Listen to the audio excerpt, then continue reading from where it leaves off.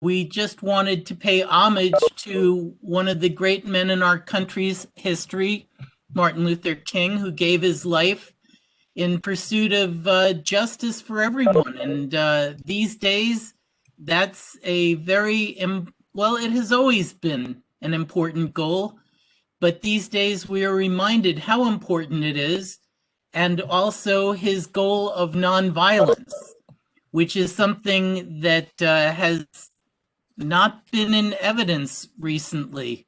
The uprising at the Capitol shows us how much better it is for this country when we can bring our disputes to, and we can raise our voices in a nonviolent way as opposed to trying to take hostages or kill people. And it appears, unfortunately, that his dream has not been achieved yet, and there's still a long way for us to go, but he is one of the people who has brought us a lot closer along the way to justice for all.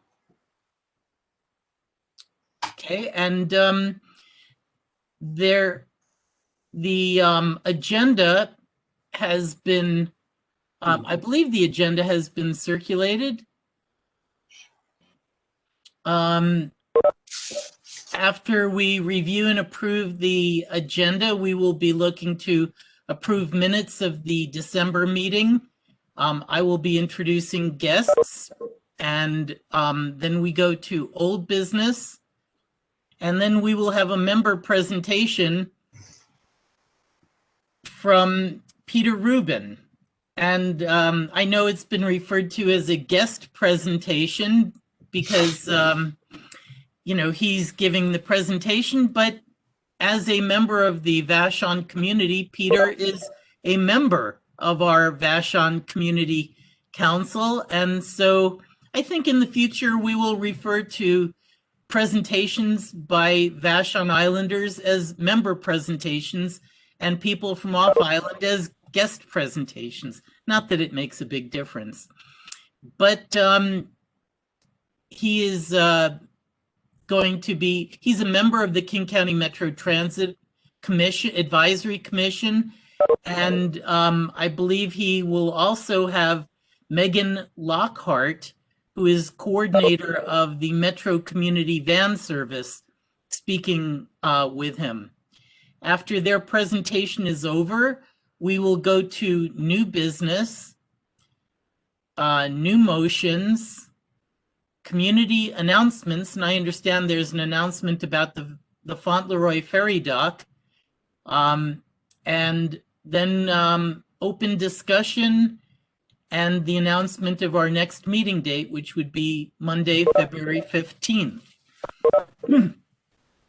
So are there any corrections or changes that need to be made to the agenda for today?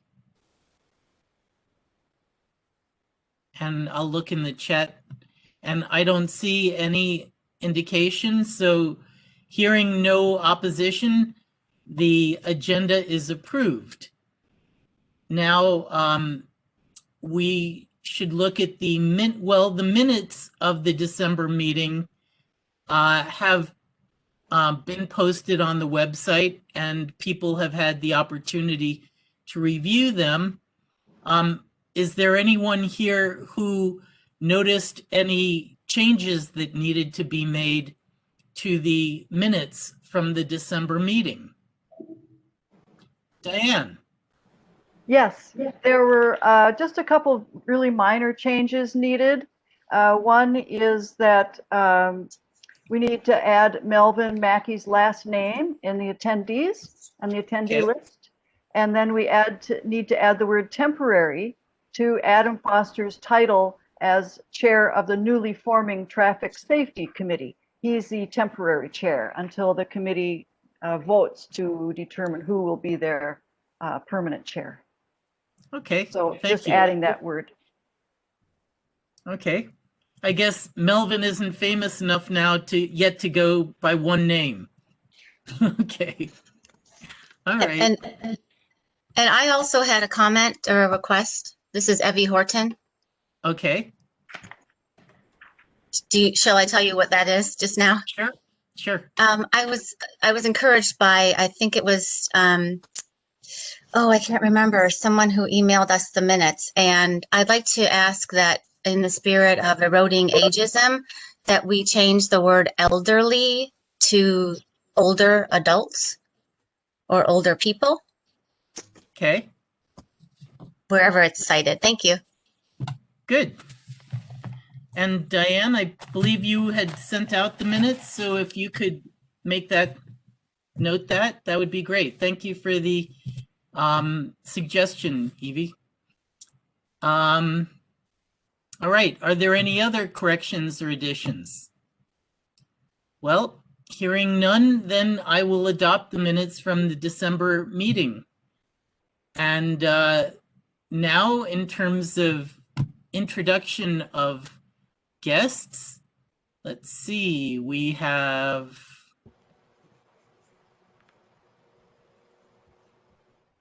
I don't see anyone from the county. Is there someone from the county who's visiting that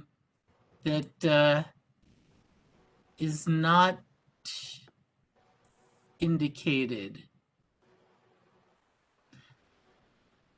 No. Well, I guess at this point we don't have any guests, and so we could proceed with old business. Are there any matters of old business? I'm not aware of any. Does someone? Nope. Okay, and Diane's nodding or shaking her head no, so I'll go with her lead, and then we can head right to our member presentation with Peter Rubin. Thank you for offering your presentation at the meeting, Peter.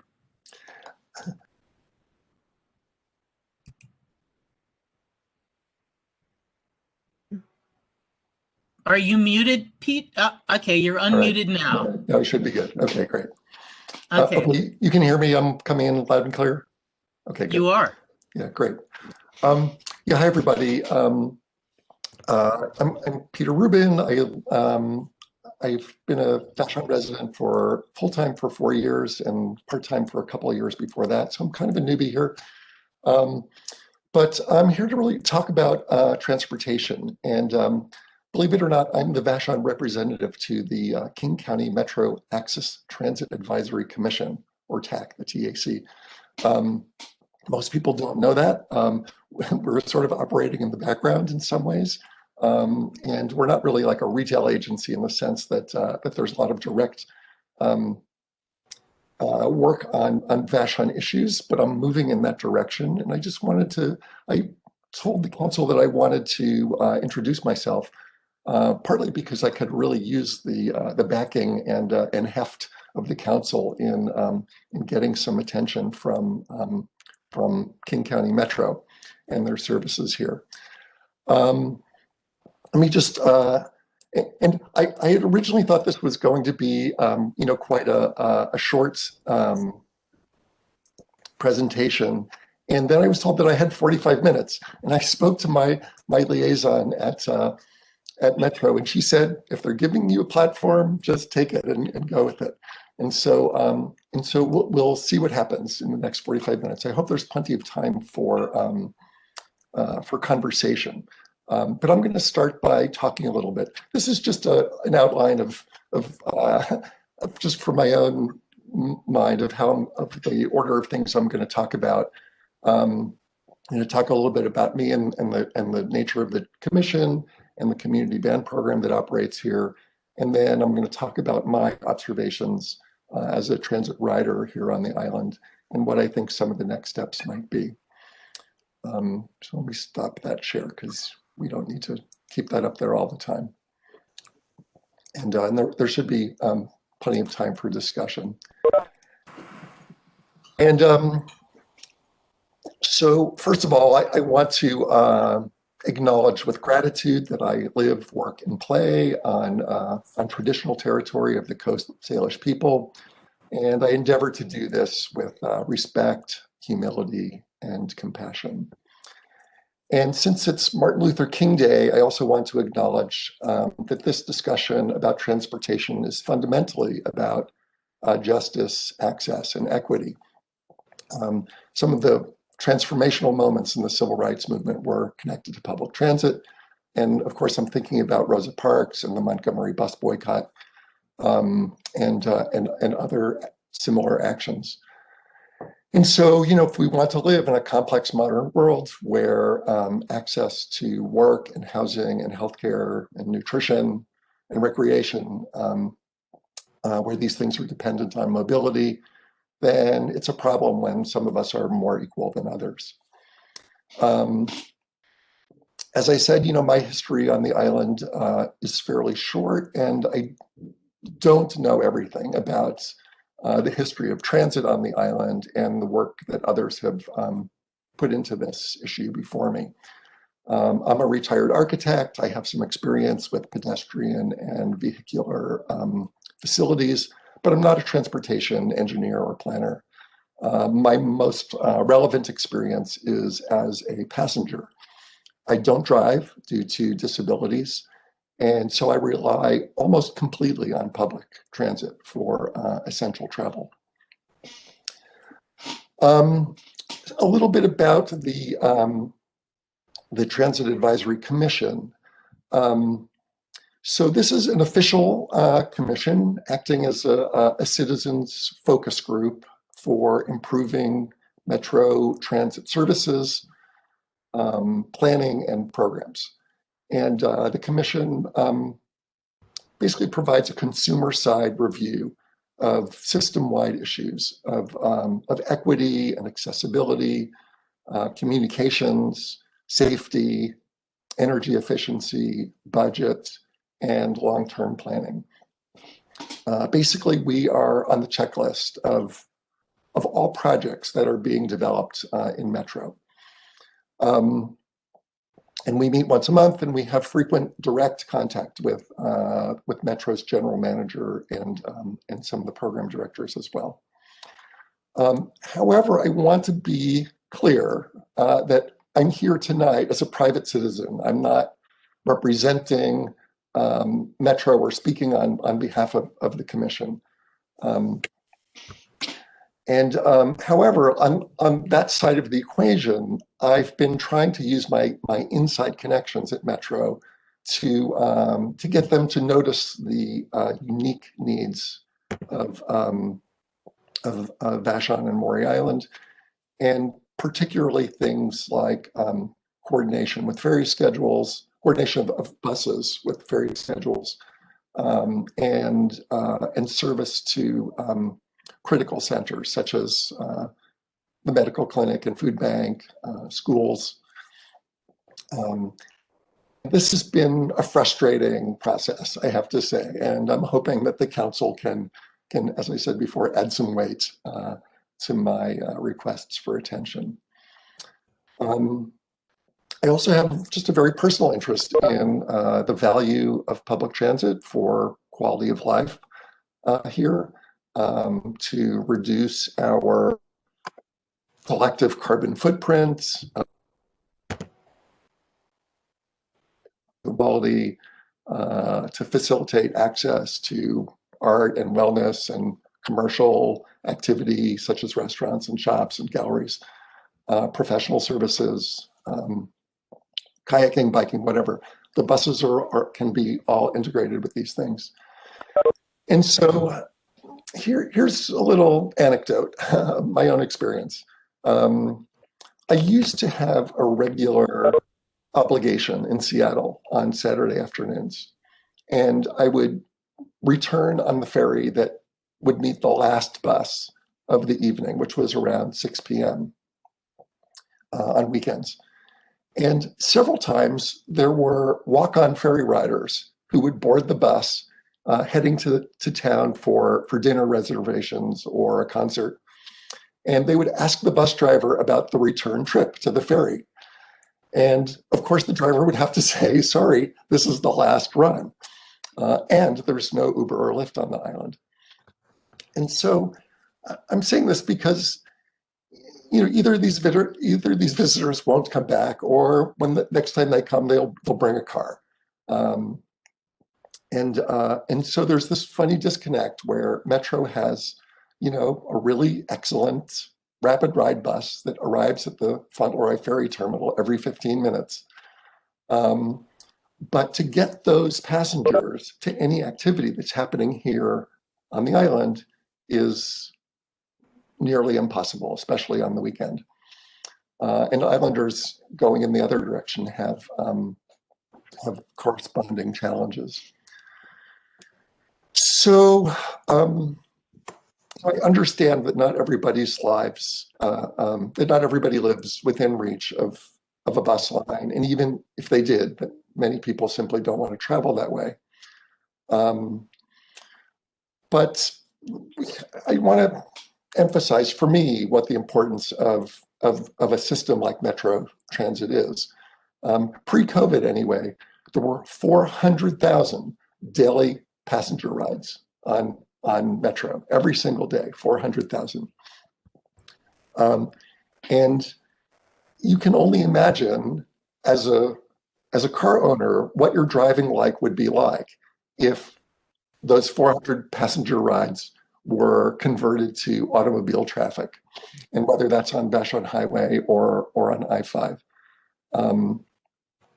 And you could also imagine what the regional economy would be like without those 400,000 daily rides to supermarkets and movie theaters and doctor's appointments and whatever. And so I feel that maintaining a robust public transit system serves everyone, whether you're a passenger or not. And so most people probably know that Metro has three primary services on the island. There is, the fixed route schedule service, the 118 and 119 that we see going up and down the island all the time. There's the paratransit access service, which is the smaller buses, which help people with disabilities to get where they need to go. And then there's the community van, which is it's a Metro-owned service, but it's operated on a volunteer basis for islanders who need to arrange to go somewhere, but it requires some planning. So Megan Lockhart was going to be here to talk about the status of the community van program. Do we know if she is here? She's not here. Okay, well, then, so, and she was going to bring her supervisor too for Metro. She had confirmed it, and so I don't know what's going on. But I would say it's okay to just sort of let that go for the moment. But anyway, the community van is a program where people can reserve this van, and either they can arrange with a volunteer driver, or they can become a trained driver themselves, and you can take the van sort of almost anywhere you wanted to go. If you wanted to take a group of people hiking at Mount Rainier or whatever, or if you just wanted to go to the beach here. However, it's been, as far as I know, a fairly underused service lately. It used to have some regular runs that would go to the food bank on distribution days, and it would pick up people on various points on the island. And there were a couple of other sort of semi-scheduled things. But I was relying on Megan to talk about that because I don't have a real intimate knowledge of it. Where I feel like it has a critical value on the island is in unusual and emergency situations. So, for example, when Metro withdrew all bus service from the island for a few months during the spring and early summer COVID, there was no public transit on the island, and the community van did an amazing job of filling in for some of the most sort of critical needs there. and a couple of the island bus drivers who would normally be driving the big buses were actually brought in to drive the community van and to pick people up at home and take them where they needed to go. And they really worked on their safety protocols, and they did a really great job with that. And so, again, if there is ever a time when full-scale buses can't come to the island for some reason, having these vans on the island and available for public use is really kind of an amazing backup plan that we have. And so, but I'm gonna leave it at that because we don't have Megan to talk in more detail about it.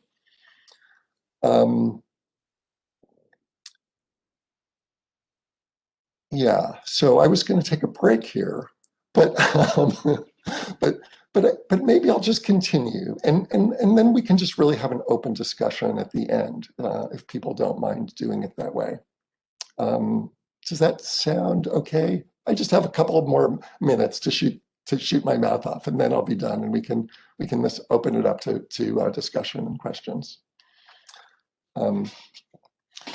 Alrighty, so I'm going to share the screen again for a moment, just to show you a little visual that I alluded to earlier.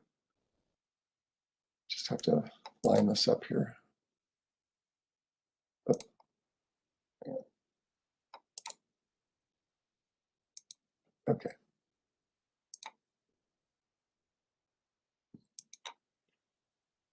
All right, you should be able to see that. So I just really wanted people to see visually kind of what has happened to bus service during COVID. The top graph shows Metro system-wide ridership from January 2020 to January 2021.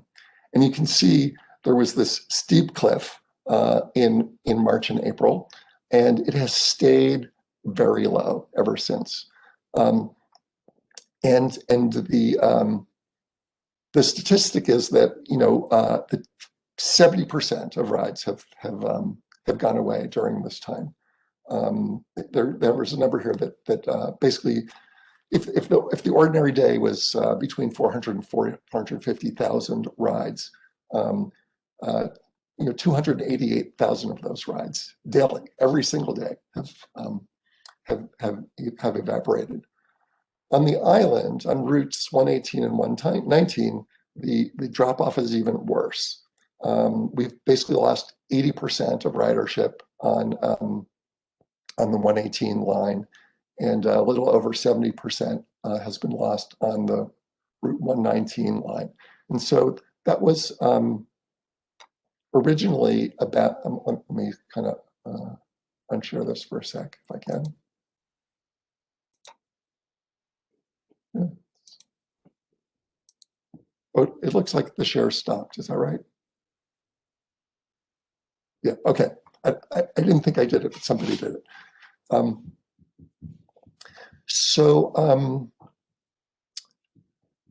The reason why we wanted to show you this, and some of it will come back, when the vaccination becomes, more or less universal, although some of it won't come back because people have learned to work at home and work in other alternative settings. Peter, try your sharing again. It should work now. Excuse me.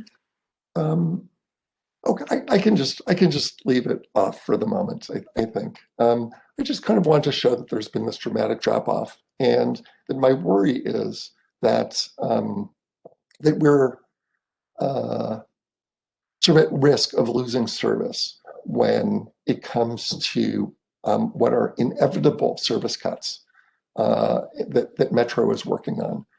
As you can imagine, their revenue stream has plummeted.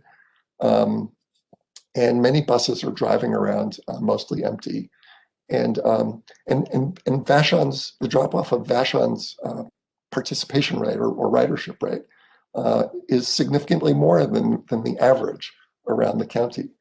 And I think the service planners are going to see that and say, this is not a high priority route, and we are going to have to advocate to to maintain service. And so, and there is some justice in that too. I'm not actually fully complaining about that. There are other areas of King County that have a much higher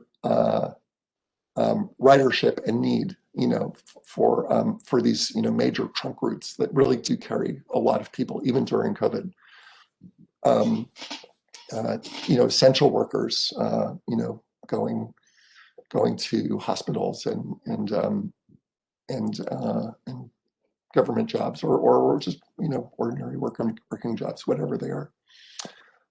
However, I think that it's critical that we have a presence in the heart of Metro on this advisory commission, just so that the relationship is there, and also that we're participating regionally, that we're an island, but we're also part of a county-wide system. And on top of that, I think we need to develop an active local transit task force of some kind. Other neighborhoods do this, such as the West Seattle Transportation Coalition, if anybody's familiar with that. They've been working way hard on the bridge issue. And so,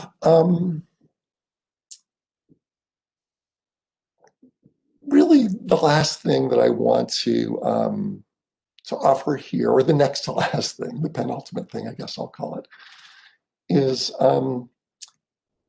just kind of an outline of some suggestions for improving island bus service based on my own observations and experience of formerly being a bus rider almost every day, and now it's much more rare because I'm at risk and I'm not going very many places. But we need to anticipate what's going to happen, and I just want to, let's see, I'm going to share a little list with you guys again one more time to get the file in. Share.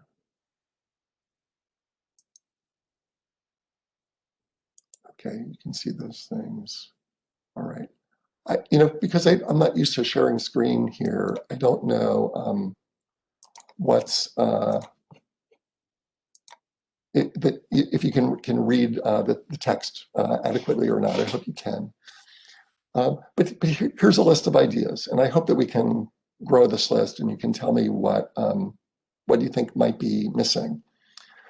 So first of all, again thinking about the likelihood of service reductions, I think that Metro really needs to right-size the service for the various passenger demand loads at different times of the day on the island. There are high demand times during commuting hours, and there are low demand times when, even pre-COVID, that the big buses were running from ferry to ferry without many passengers. And there are other places in the Metro system where they run what they call DART buses, these smaller buses that are they carry fewer people, they're more energy efficient, and they are more flexible. For example, a DART bus could go off route for up to a quarter of a mile and take somebody actually up to the medical clinic instead of dropping them off at the bottom of a long driveway. Coordination of bus arrivals and departures with ferry schedules with reasonable dwell times between the transfers, I think, is really important to having a really viable and useful bus system. There's a weird thing where ferry schedules change every quarter, but bus schedules only change twice a year, and so for half of each half year, the schedules are kind of weirdly out of alignment. And I've just had a really hard time hammering on the service planning department at Metro to pay attention to that. And I think there also needs to be a really clear policy in relation to scheduled bus departures from the ferry docks. So our neighboring transit companies, Pierce Transit, for example, their policy is that the bus leaves Point Defiance on time, no matter what. Even if the ferry is 30 seconds late, the bus leaves. It's cruel sometimes, but as a passenger, you know what's what. You know exactly what to expect. On the other end of it, on Kitsap Transit, which picks up passengers at Southworth, they will wait for late ferries no matter what. They will not leave passengers stranded at Southworth under any circumstances. Whereas Metro has no definable policy. Some bus drivers wait, particularly the ones who live on the island and are used to island life.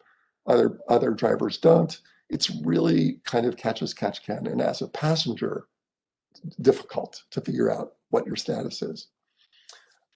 We have some key pickup points where there are no shelters, like at the corner of Bank Road and the corner of Cemetery Road, where lots of students wait when school is open. And so people just wait in the rain. We don't have regular service to Sunrise Ridge. There are times during the day as long as 3 hours when a bus does not pass by there. And so if you have a doctor's appointment and you know, sometimes you're just really out of luck. I mentioned before the DART service is, you know, can offer some flexible options to get passengers a little closer to home. And then this was a question received in advance, was about real-time rideshare. And I'm gonna unshare so we can see each other better again. Hang on a sec. There we go. Hey, everybody. There was a Metro process a number of years ago, I'm guessing 4 to 5 years ago, where there was an attempt to look at alternative services. And there were two options that were developed out of that. One was the community van, and one was something called real-time rideshare, where it would be an app-based program where if you were, say, a foot passenger arriving on a ferry at a time when there was not a bus there, that you could activate your app. You could reach out to volunteer drivers who also had the same app and say, can you give me a ride up to Bank Road or whatever? And that used anywhere on the island, sort of like a kind of like a public Uber in a way, like a neighborhood Uber where we're you know, driving each other around on the island. However, that option was never implemented. The community van was seen as an easier option, and the Chamber of Commerce at the time was willing to take on management of that program. And so that's the one that took hold. And the rideshare program never happened. I've been asking over and over again at Metro Service Planning, sort of if and when we might try to implement something which could be really useful in a place where there are no alternative service. There's no Uber, no Lyft. It sounds like it's a dead issue. It sounds like they are not developing the real-time rideshare. I have some alternative ideas to that, but I just wanted to answer that question for whoever it was who asked it. I can't remember. And then finally, the last thing on that list, which I didn't read while it was shared, was that Metro should really be required to solicit public comment on the island before they make any significant changes. They have notoriously not done that. Schedules change and change and change. They don't solicit public comment, and they don't even solicit driver comment on what's working and what's not working. And so these are things that I see as important features of our kind of unique relationship with Metro. So I'm gonna shut up now and see what questions there are, and then I'll have a little conclusion to give at the end, maybe. But I just want to hear what people are thinking after a lot of chatter.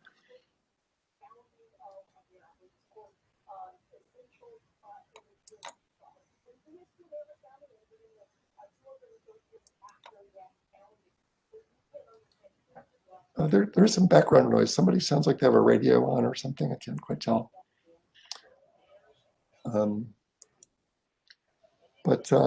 whoever is facilitating, can you let me know if there are any questions, or Gavin, that's you. Yeah, I Yes, guess we have a question. We have a question from Steve Bergman. I'll read that for you. He has a comment first. Thanks for joining tonight and the great update. He applauds Metro for trash bins at many bus stops on the mainland. We care about waste and recycling on Vashon. How do we go about getting trash and recycling stations added to key Vashon Metro stops? And there'll be a second question. I'll just leave it with that question first.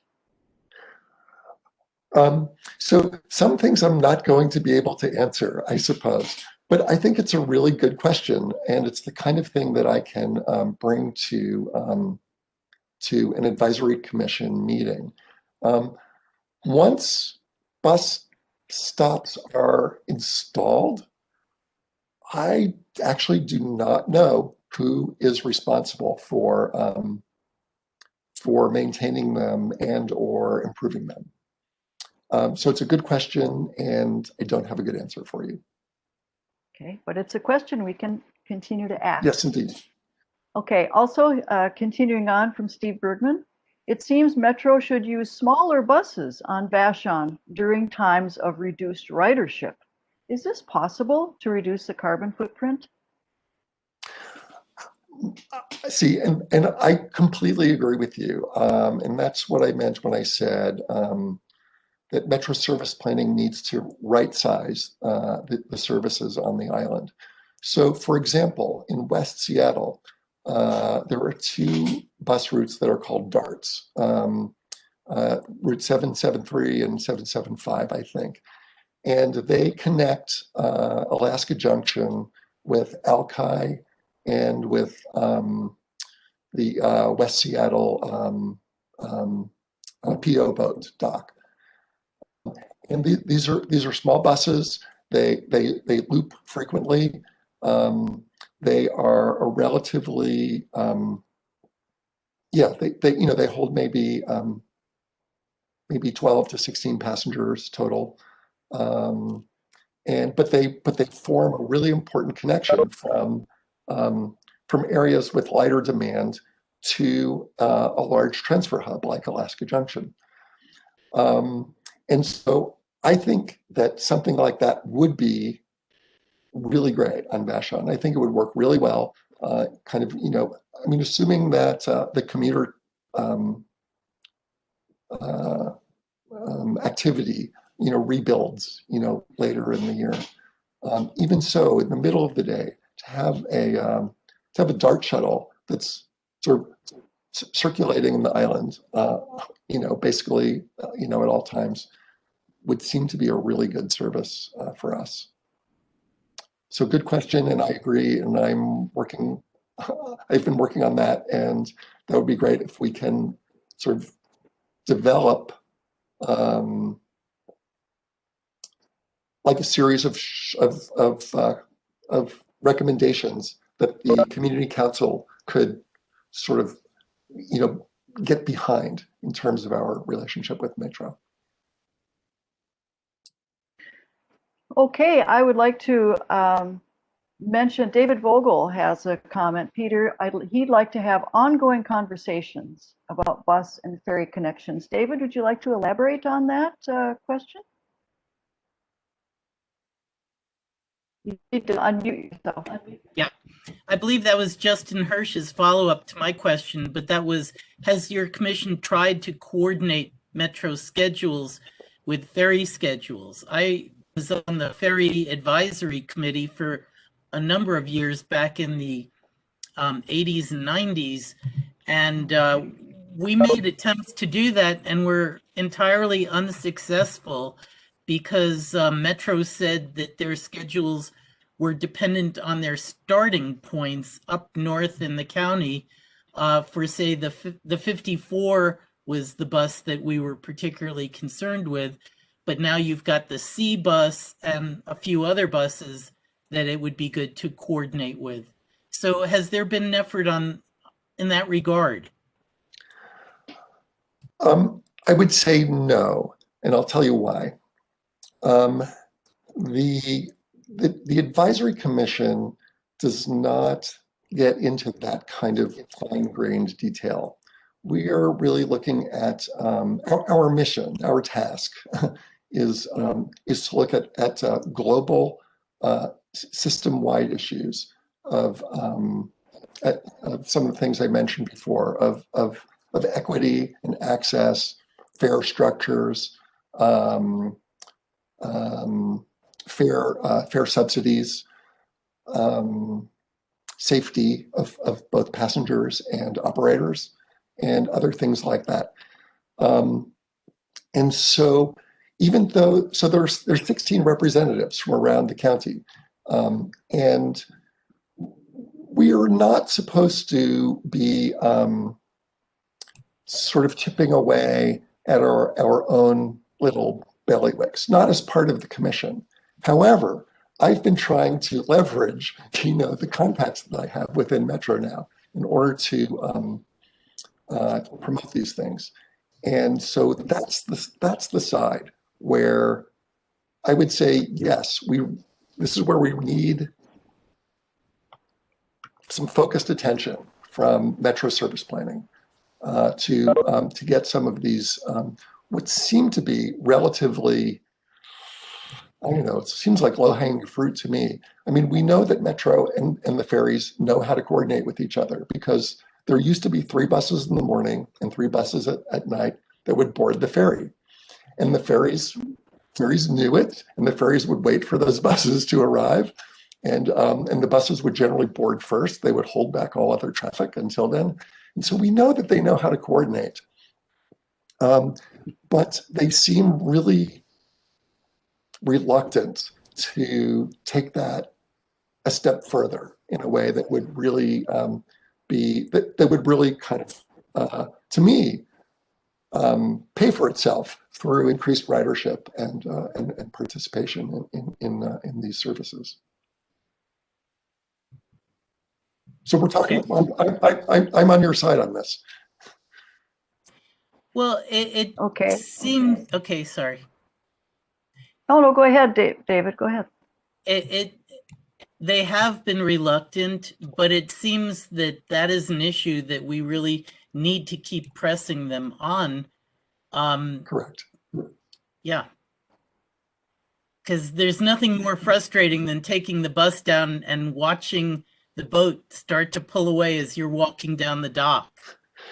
Yes, A bunch indeed. of commuters. Yeah. Okay. Right. Okay, so I'm sorry, I got the names mixed up. So Justin had have ongoing conversations about bus ferry connections. Justin, could you elaborate on that comment, please? Sure. Well, just that I think there's going to be an opportunity to discuss some of that stuff, or at least kind of push it from the Washington State Ferry side when they get into talking about the Fauntleroy Ferry. And as something Peter said earlier, similar to anyway, we're never going to get it if we're not constantly advocating for it. If we can constantly advocate for it and make some noise, then I think maybe we can make some people listen to us. Yeah, agreed. Thanks, Justin. Justin, are you involved with the ferry working group? I'm on our Vashon-Ferry Advisory Committee. Oh, you are? Okay. Yes, we should find a way to connect, and maybe you can add me to your mailing list. And I don't know what sort of communications you have among the group, if it's like an email group or if you actually meet once in a while. But I'm happy to participate on the perimeter of that committee. Sounds great. I will reach out. Okay, fantastic. Thanks, Justin. So, Peter, I don't know if everybody else is having this, but I can't see your video anymore. Do other people see Peter? You know, I can't see my video either. Let me see if I can refresh it.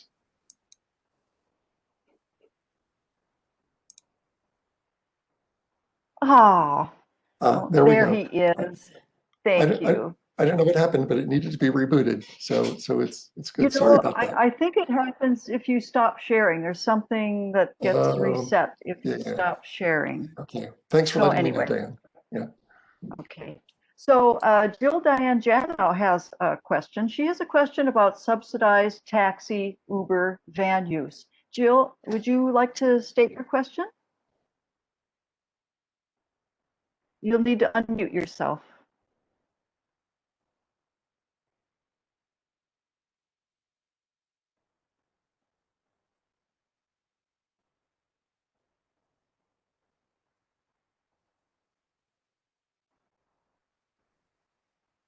Okay, am I unmuted? Yeah. You are. All right. Hi, Peter. Hi, Jill. So Hi, Jill. I was recently involved in surveying seniors on the island, particularly people in the downtown area, about their neighborhoods. But something that came up frequently is the subject of transportation needs for going to doctor's appointments, going to the clinic, going to the food bank perhaps, or whatever. And it seems that we have so many transportation needs for small populations on the island that I wonder if just simply subsidizing Uber use so that Uber could, or Lyft could be established on the island, subsidizing Uber or Lyft or taxi or some sort of van use might work to serve the miscellaneous transportation needs of people who don't necessarily live on bus routes or have access to buses that take them where they want to go. Yeah, thanks for that question, Jill. Yeah, a couple of responses to that. First of all, there is some of that being done around the county in other places. I have to say that I don't know in detail why that exists in a couple of places in the county and how it got that way. But there are these, yes, there are places where if it's considered a critical area, but that is not served by a bus route, Metro will subsidize a taxi to take people where they need to go. So that's one thing. And we could look into getting something like that out here in Vashon. It's good to hear that. See, that's a new thought for me. I hadn't really thought about asking something like that. One problem is that in order to subsidize a taxi or an Uber, you need the service to actually be existing on the island, and we are sorely lacking that way at the moment. The other thing is, I'm sure you know this, Jill, but many people are eligible for the Access paratransit system who have not applied or for eligibility, and I think that could be expanded. And this is actually something where historically Metro has had something that they called the Magic Bus, where it's basically a roving kind of registration station where people can get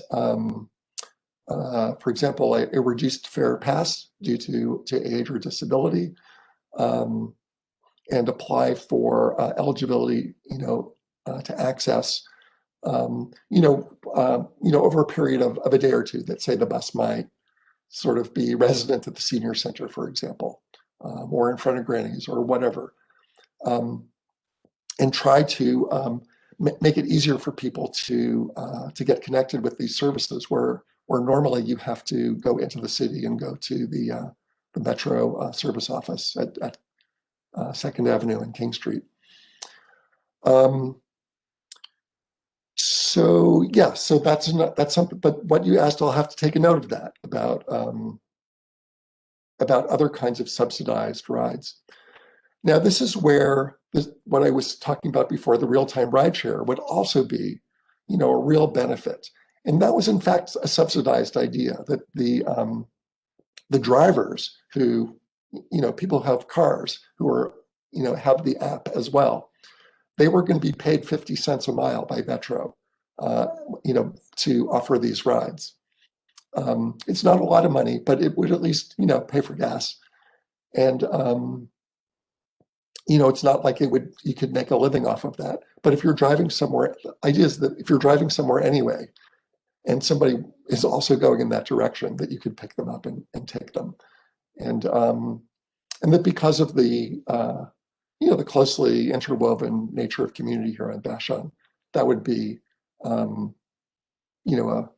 kind of a safe and reliable system. So, okay, Jill, another thing to put on my list. Thanks for asking the question.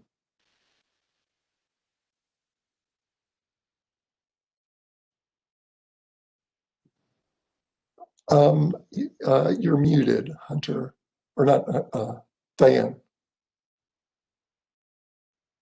I apologize. Yeah. Yeah, so Camille Reeves had asked a related question, so we'll ask it now. Do we need to go through Metro to do a public Uber-type app? Is this something that can be organized by the community? Good question. I don't know. If anybody knows whether these apps exist, that would be helpful to have a lead. It would also be something that I could research, but I don't know. Right? If we could just sort of step away and do our own thing, that's another thing. Although there wouldn't be the funding behind it, for to subsidize the drivers who are picking people up. A corollary to that is that there are some places around the country that have something called casual carpool. So, for example, if you live in Berkeley, California, and you know what corner to stand on, people who are heading across the Bay Bridge to San Francisco will pick you up. And there's an incentive to pick you up because if you have two people in the car, then you can go in the high occupancy vehicle lane and get to San Francisco faster. And then you also establish relationships where maybe you'll start commuting together on a regular basis. I think it would be really great if at the ferry dock there was a place where walk-on passengers like me could stand, and people would know the people who were standing in this spot needed a ride, up the hill. And so, to me, that seems like a low effort, high reward, program, because really all it takes is a sign and a little word of mouth education to make it work. And so, yes, I think there are some creative ideas out there. And again, this is something that we're an island transportation working group could really sort of make an impact. We have only a couple minutes left, and I'm going to switch over to a question that Evie Horton asked. Can we include the water taxi too? Evie, would you like to clarify your question a little bit? I'm not sure. Elaborate on that a bit, please. Yes, thank you. Just there's been lots of mentions of the ferry, but no mentions of linking up schedules, for example, with the water taxi, which is a discrete service. I'm just trying to add that to the conversation wherever that conversation is happening. Yeah, thanks for that.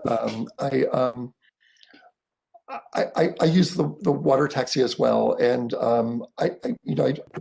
when I was talking about ferry service, I was in my mind lumping it all together. You're correct that the water taxi is run by King County and ought to have a good relationship with Metro, whereas the ferry service is run by the state. Yeah. Thanks, Peter. Yeah. But I haven't forgotten about the water taxi at all. But you're right that there are some water taxis. There's a bus waiting for that water taxi when it gets there, and other water taxis wait for 30 or 40 minutes. Why should it be that way? It doesn't make sense. Yeah, that was my commuting experience. Does that sort of? I think that probably answers her question. And now I'm just going to. Maybe. I think she's done. She is. That's me. Okay. So Diane, do I just have a minute to just? Okay, we'll skip the last two comments then. Go ahead. Oh, okay. That's your choice. I just something else I wanted to say before I'm done. Please do. Okay, great. Yeah. So I've been on this commission since 2017. My second 2-year term ends in August of this year. So, yeah.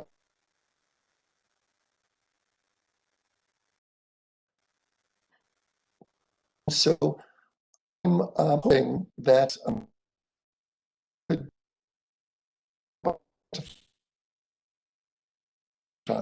who want to participate in the transmission. And I think the geographical distribution of the positions are eight. You've lost me.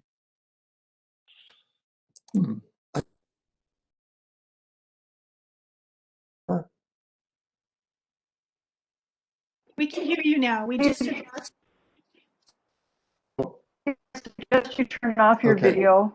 I think you're having a bandwidth issue. That could be. Hang on. There we go. Can you hear me? So anyway, the region that includes Vashon also includes West Seattle, Burien, and Tukwila. And so if we don't promulgate a candidate for Transit Advisory Commission, it will easily get taken up by these much larger population areas. And I think it's important that we just sort of keep in mind this target that that we submit some candidate applications before August of 2021. And I can talk to anybody a little bit more about what we do and when we meet and how the application process works. We don't need to go into that detail now, but I just wanted to let you know that. So I think that's all I've got for tonight. Thanks, everybody. I will be sure to read the notes from the meeting and pick up some of the threads. And I plan to, I need to sort of stick with my workload that I have for now. But my goal is that when I'm done with this position in 6 or 7 months, that I can then be focused on a local transit union. That's my vision. That's wonderful, Peter. Thank you so much. It's really fabulous to have you here with all your wealth of knowledge of all of this and to share it with us. Back to you, running the meeting. Thank you, Peter. And let's see, our next item on the agenda is new business. Now, we have recently been told that 2 of our board members would be resigning, and it's too bad because, you know, we had a strong board, and, you know, in the case of Mariella Franco, I think she's had a number of issues that have come up that were a surprise to her. And I think in the case of Dawn Hilton, I think she was kind of unfamiliar with the community council. And in both cases, they've realized that they don't have the time or, you know, to devote the sort of commitment that they need at this point. So we now have openings, and the board will be looking to replace these members. Now, Dawn's position is an elected position, and Mariella Franco's was one of our selected positions, which was intended to enhance the connection with underrepresented sectors on the island. And in her case, it was primarily the Hispanic sector of the island. So in replacing Mariella Franco, we will primarily be looking at someone who can represent the Hispanic population on the island.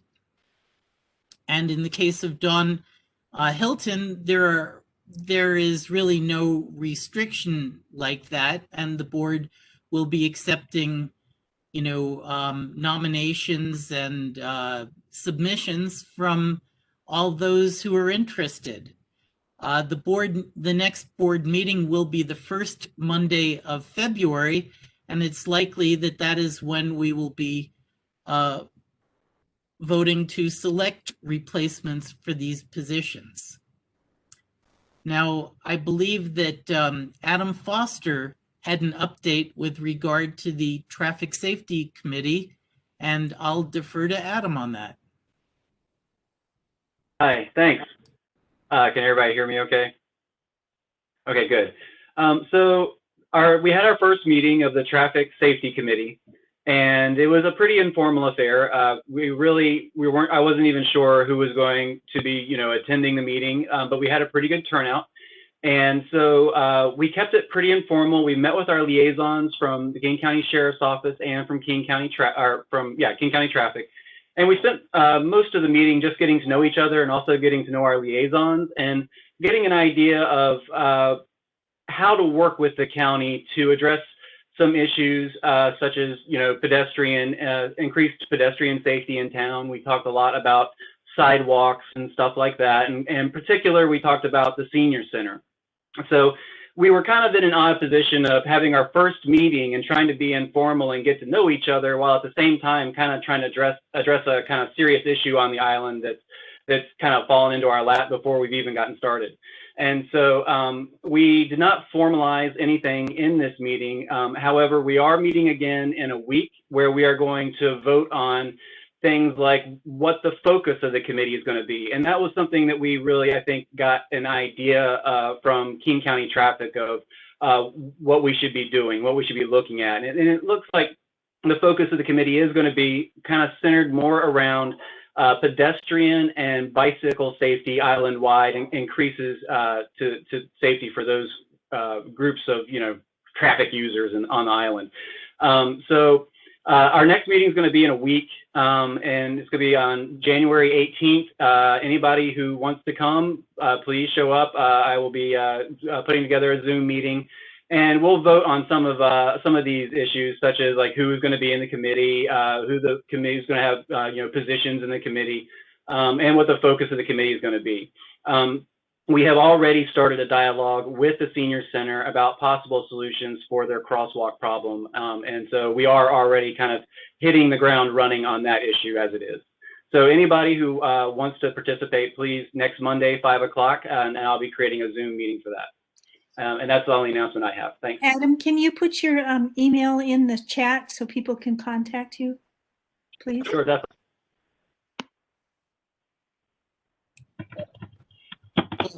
Thank you, Adam, for taking the lead rein on this. And if there are other people at this meeting who would like to participate in the Traffic Safety Committee, I would highly encourage you to do that.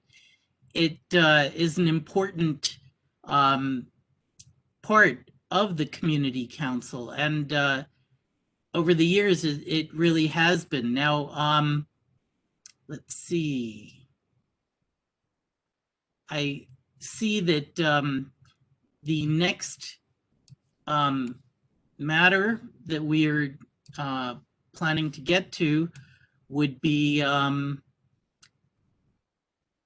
new motions, and there don't appear to be any new motions that we need to deal with. Oh, new motions, and then community announcements. I've been made aware of 2 community announcements so far. One of them is from Nick Simmons. So Nick, if you could make your announcement.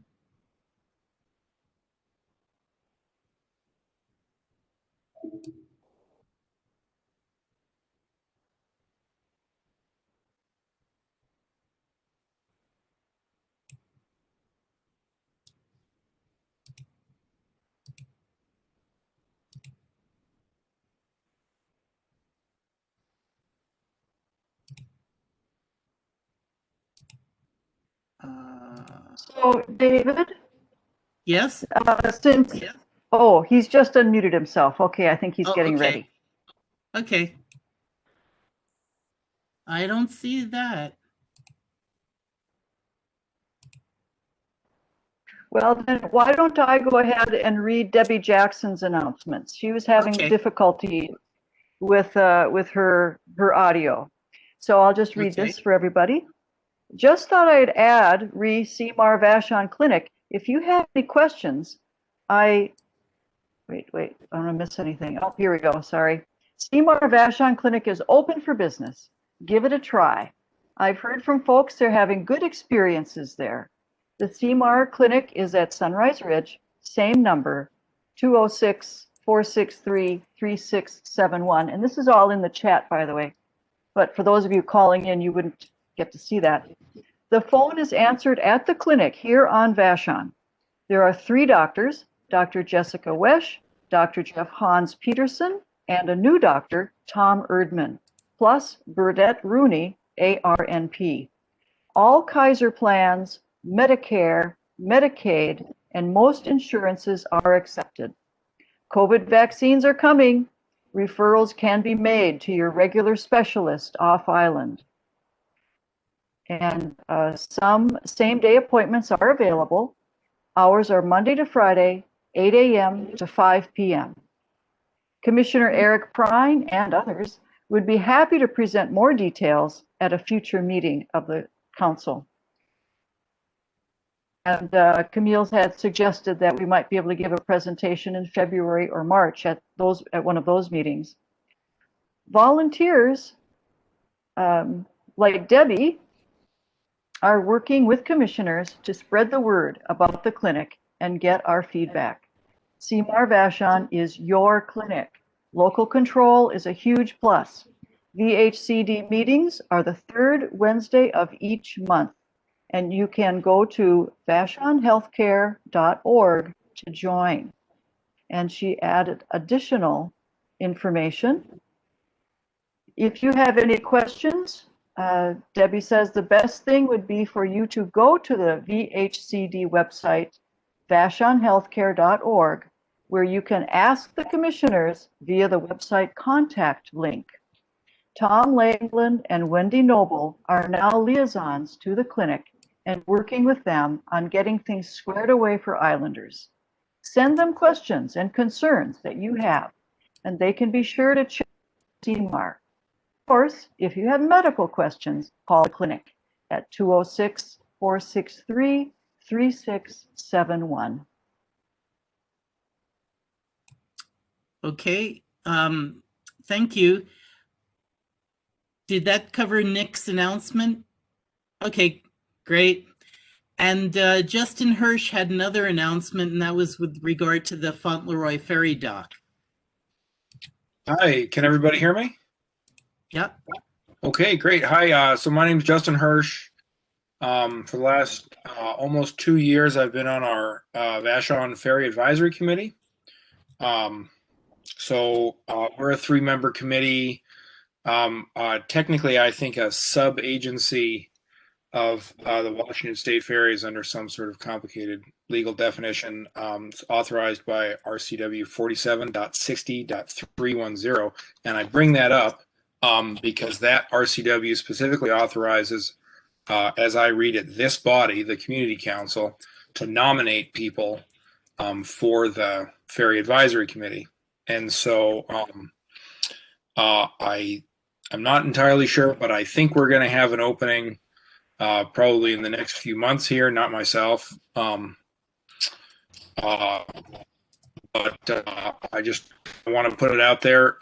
Admittedly, the work of the committee is kind of frustrating sometimes.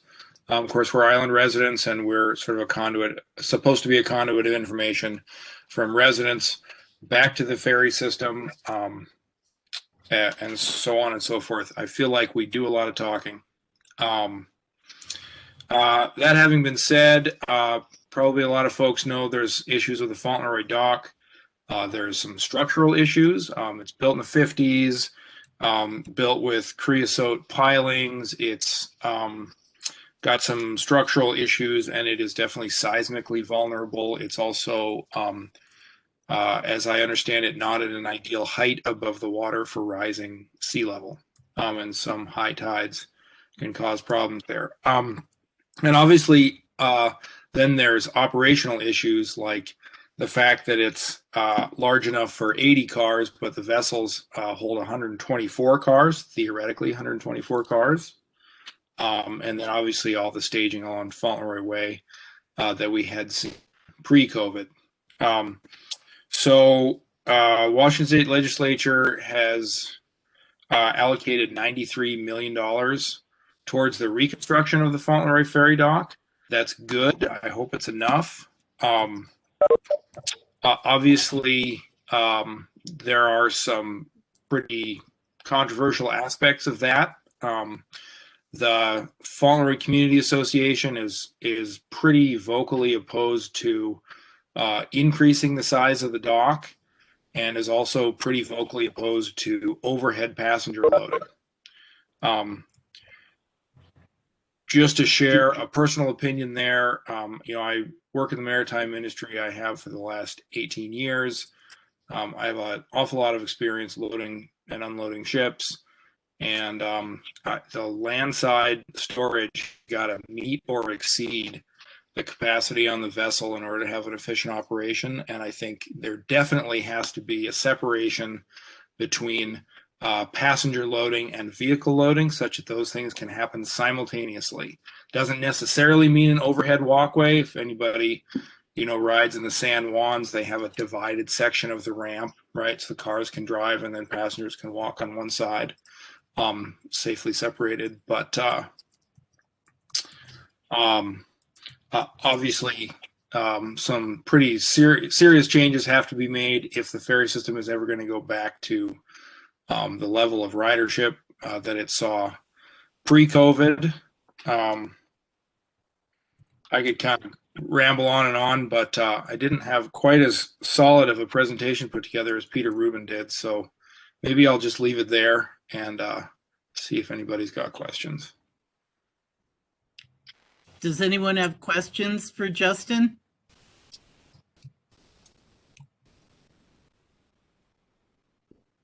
Oh, doesn't look like it at the moment. Well, go ahead.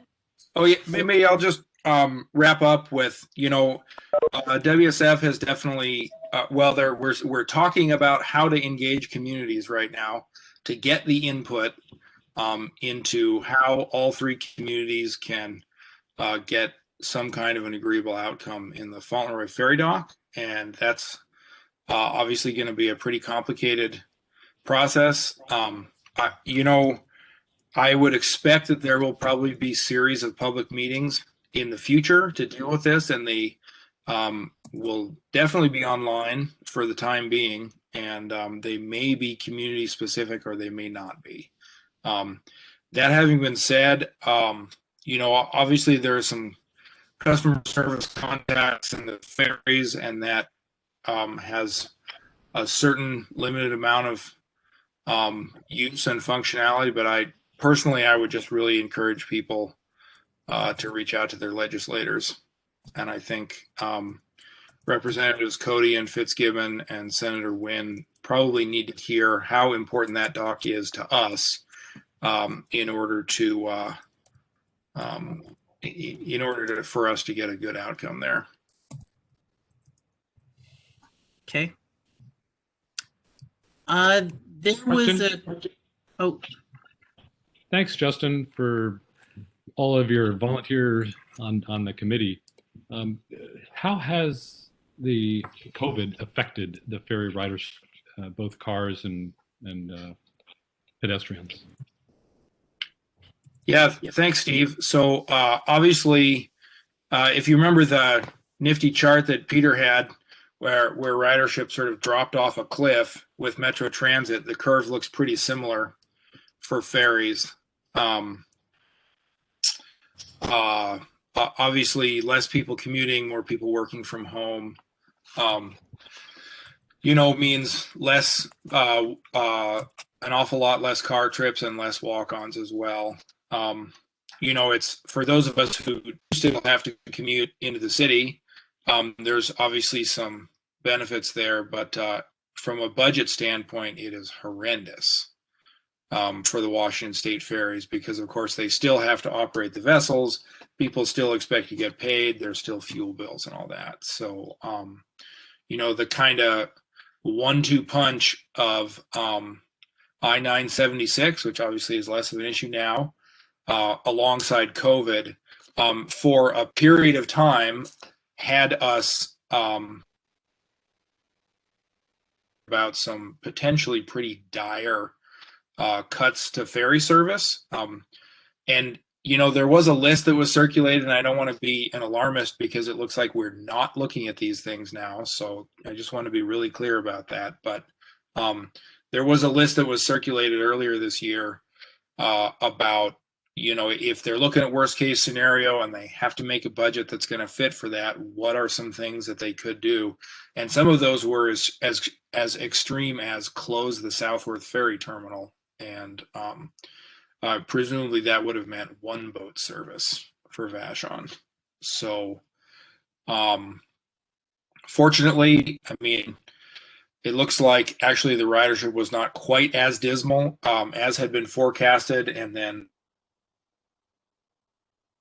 it was ruled unconstitutional, very, very fortunately for us.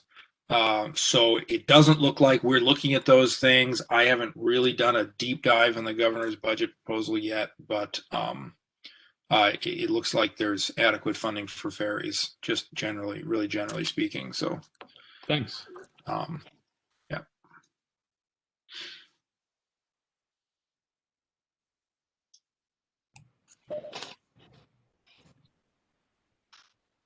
There was a question from Jean Berolzheimer about replacing the 2 people who dropped out of the board. And Jean, what is your question? Yeah, thanks. Well, I know you said you're going to reach out to somebody from the Latinx community to replace Mariela. And one thing that struck me, so I haven't lived on Vashon very long, and I don't know, other than what I've read in the Beachcomber, about the history of this group. But one of the things that struck me was there was a desire to have real diversity in the in the makeup of the board. So I'm just wondering, I believe Don Hilton was the other person of color in this group. Maybe there's somebody else that I'm not aware of, but so is anything going to be done to reach out to people of color? Or in general, Well, how are you planning to replace that person? we are taking all people who are interested and would basically like to reach out to everyone we can. And diversity is one of our main goals. Unfortunately, the population on Vashon is relatively small with regard to the Black population on Vashon. But if we can find someone who is both qualified and Black, that would be certainly a plus. But certainly one's qualifications for the position, given that this is not one of the appointed, well, it now will be appointed, but it wasn't originally one of the appointed positions. It's not as directive to us, but that is certainly one of the things that we will be taking into account, because we would like to maintain a diverse board. In fact, we would like to maintain a diverse population on this island. Yeah, Yeah. right. So so you're listing it in the paper, and how are people finding out that there are these openings? Well, we'll list it in the paper, we'll list it on our website, and we have some resourceful people on the board, including Camille Reeves, who is very good at that. Wonderful. Okay. Okay. And so, I think an article in the Beachcomber is called for. So that would be another way to reach out. Okay. Okay. Thank you. You're welcome. And thanks for the question. Okay. So let's see. Are there any other community announcements?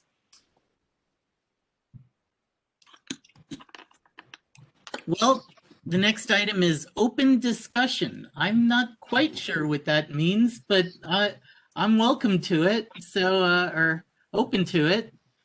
Is there anyone who had some issues that they think need to be addressed or should be addressed in the future? I believe that's really what we were talking about with regard to open discussion. Are there issues that are important to people that they would like to see addressed by the island? I know that the issue of the naming of Maury Island or the unnaming of Maury Island is one of the items that has been brought to our attention, and that's important. But I was wondering if there were other issues people would like to see addressed. And I think the chat might be a good place to bring that up. Or there you should the VMICC board has an email of board@VMICC. No, excuse me, Diane's correcting me. No, that's only an internal. You can't use that for the public. That's just for people on the board to communicate with each other. Oh, okay. But oh, good to know. Then there are, on the website are individual board member emails. So you can, if you wish, you can contact all the board members or any of the board members by their individual email. Okay. All right. Is there anyone who has an issue that they would like to see addressed in the near future. And you don't have to come up with it in the next few minutes, but if you can think about it and bring it to our attention, that's an important way for us to get these issues to discuss. All right. I have a question. Okay. This is a general question about the way the meetings are run. I'm wondering if the board can do an update of like a board update at the beginning of each meeting about what the board has been up to since the last meeting. Okay. Do you want one Diane? right now? I won't put you all on the spot, but maybe next time. Well, Diane, do we circulate the board minutes to the general membership? We don't circulate the board minutes to the general membership. We do publish the board minutes on the website. Okay, so I think that's one way that we've been trying to do it, Adam, is by publishing the minutes on our website. So if anyone wants to see what has been done at the previous meeting, then you could just find it on our website. But not everything that the board does is conducted within these meetings. Certainly there's outreach going on. I know that in the past, what we have done is we've had a time where our committees give updates of what's going on in the committees. So we don't have enough committees to really make that, you know, a big item yet, but we're working on it. And I think that if there are new issues that have come up from the board, that might be a good, you know, place to put it, where we could say board and committee updates. Okay. And thank you for bringing that up.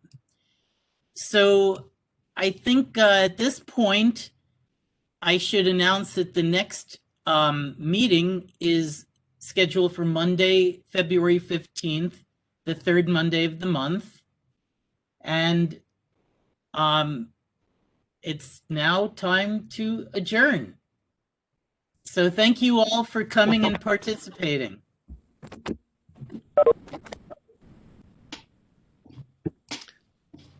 Thanks, David and everyone. See you soon.